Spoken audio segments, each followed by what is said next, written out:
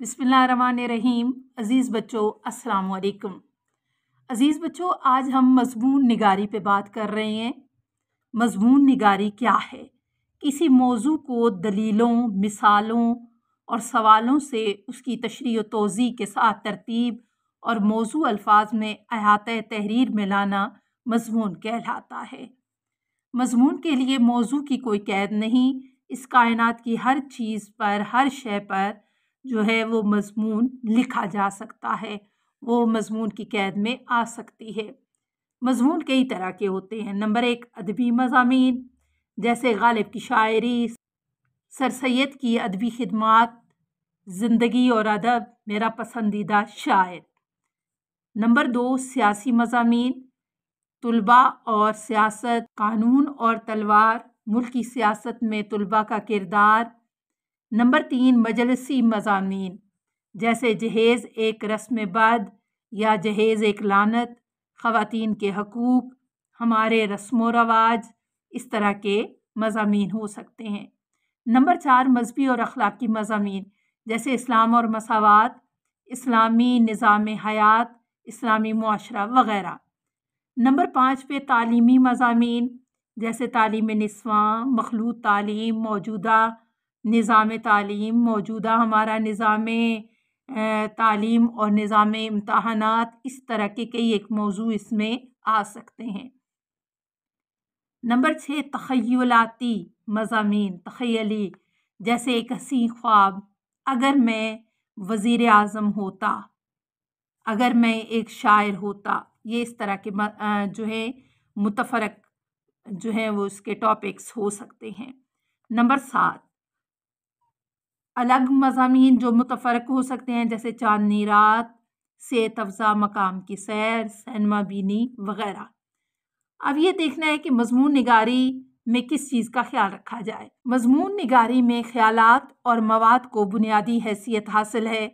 अफ़कार व ख़यालात को सलीका और होशमंदी के साथ अल्फाज के दिल पज़ीर पैरहन उसको अता करना, तो मज़मून एक उभरता, निखरता और संवरता चला जाता है। हुस्न तरतीब और अल्फाज की मौज़ूनियत मज़मून में जाज़बियत पैदा कर देती है। इसके बरक्स कवायद, रोज़मर्रा मुहावरे की गलतियाँ उस मज़मून के लिए सिमे कातिल साबित होती हैं। मज़मून के हिस्से। एक मज़मून आम तौर पर 3 हिस्सों पर मुश्तमिल होता है: तमहीद, नफ्स मज़मून, ख़ात्मा। तमहीद, अगर किसी चीज़ का आगाज़ गलत अंदाज में पेश किया जाए तो तमाम काविश जो है वो ज़ाया चली जाती है और अंजाम तक पहुँचते पहुँचते उसका रूप स्वरूप धूल में मिल जाता है। मज़मून की तमहीद खूबसूरत और मुख्तसर होनी चाहिए। एक अच्छी तमहीद से मज़मून की उठान और जाज़बियत में इजाफ़ा होता है। जिस कदर तमहीद बेहतर और मौसर होगी, पढ़ने वाला उसी कदर मुतासर होगा। मज़मून की इब्तदा किसी शेर, मिसरा, मकूला से की जा सकती है और बाज़ मौज़ूआत में बराह रास्त नफ्स मज़मून की तरफ माइल होना पड़ता है। दूसरा हिस्सा नफ्स मज़मून, तमहीद और इख्तिताम के दरमियानी हिस्से को असल मौजू के लिए वक्फ कर देना चाहिए। तमाम मज़मून में इस हिस्से को मरकज़ी हैसियत हासिल होती है और यही मतलूबा मौजू है। इस हिस्से में अपने अफ़कार व ख़यालात को सादा और दिलकश अंदाज में पेश करना चाहिए। बयान में एक तसलसल और ख़यालात में एक ख़ास तरतीब होनी चाहिए। ज़रूरत से ज़्यादा तवालत से इज्तनाब करना चाहिए। इसी तरह तशनगी का एहसास भी मज़मून की जाज़बियत को धुंधला देता है। दाखिली हुस्न के साथ साथ ख़ारजी हुस्न की तरफ भी तवज्जो ज़रूरी है। अपने ख़यालात को पहरा बंदी करके अहाता तहरीर में लाना बेहद ज़रूरी है। हर ख्याल का एक अलग पैरा होना चाहिए, यानी एक बात एक पहरे में बयान करना बेहतर है। उससे मज़मून के ख़ारजी हुस्न में भी इजाफ़ा और दिलावेज़ी पैदा होती है। और तीसरा हिस्सा है ख़ात्मा।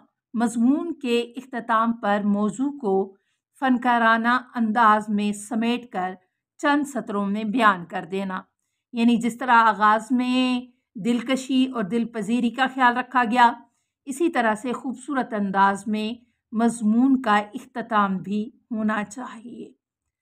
اور چند باتیں ہیں جن کا مضمون کے لیے خیال رکھنا بے حد ضروری ہے۔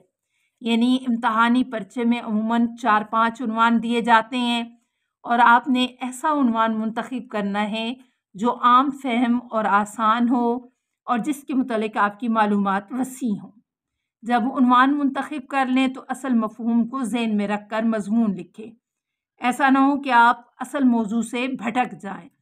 مثلاً اگر فٹ بال میچ کا حال لکھنا مطلوب ہو تو یہاں فٹ بال کے اصول، قواعد، ان پر بحث کرنے کی ضرورت نہیں ہے، یا ادھر ادھر کی غیر متعلقہ باتیں لکھ کر مضمون کو خواہ مخواہ طویل یعنی طول دینا یا طویل بنانے کی ضرورت نہیں ہے۔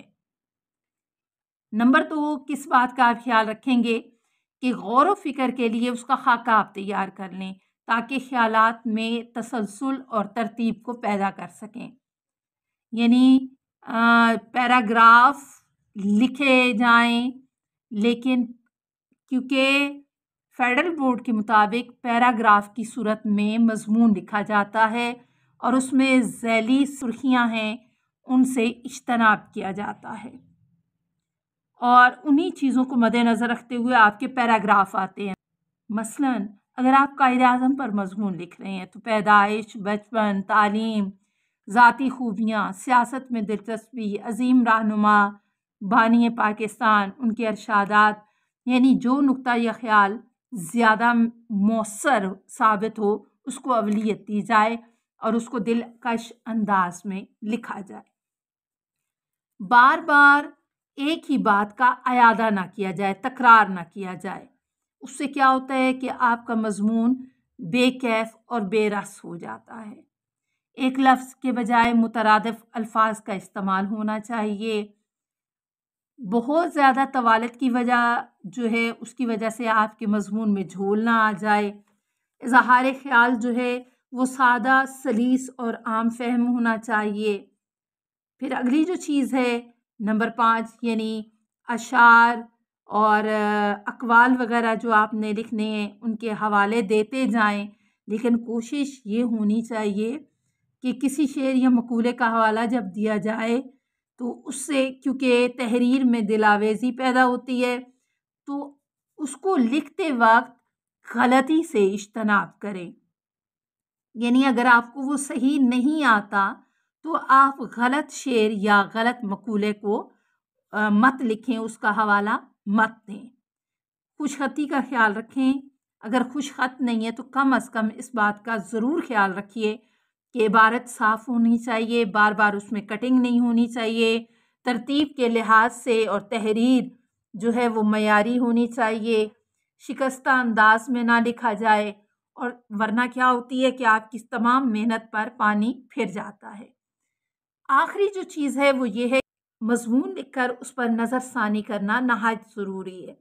بہت سی غلطیاں آپ کے اپنے سامنے آ جاتی ہیں اور ان کو بہتر طریقے سے ان غلطیوں کو دور کیا جا سکتا ہے اور ان کی تصحیح کی جا سکتی ہے۔ عزیز بچوں، فیڈرل بورڈ کے حوالے سے مضمون نگاری کا سوال 15 نمبر کا ہوتا ہے، اور جب اس کی مارکنگ کی جاتی ہے تو ان 3 حصوں کو مد نظر رکھا جاتا ہے: تمہید 3 نمبر، نفس مضمون 9 نمبر، اور اس کا اختتامیہ 3 نمبر کا۔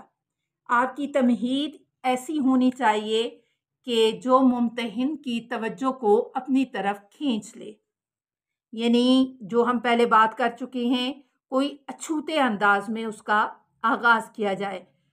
نفس مضمون 9 نمبر کا ہے، اور نفس مضمون میں آپ کی بہت سی چیزیں آ سکتی ہیں۔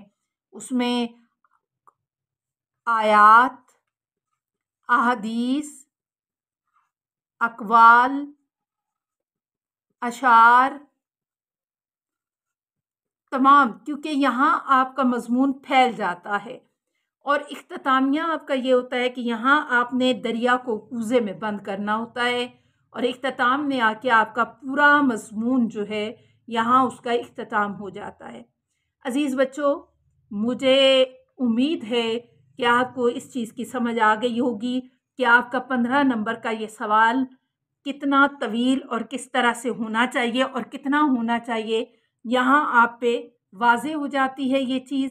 اور اس کے ساتھ ساتھ انشاءاللہ کل سے ہم چند اہم موضوعات پر بات کریں گے کہ کن کن پر مضامین آ سکتے ہیں اور ان کے بارے میں آپ کو کس طرح سے تحریر کرنا چاہیے۔